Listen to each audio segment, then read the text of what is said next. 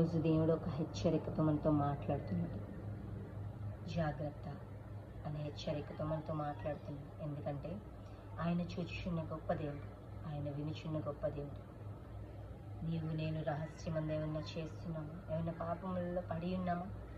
పర్వాలేదు, ఈ స్థలమందు ఎవ్వరూ నాకు తెలియదు కాబట్టి నేను పాపం చేయొచ్చు అని నువ్వు రహస్య స్థలమందు పాపం చేస్తున్నావా?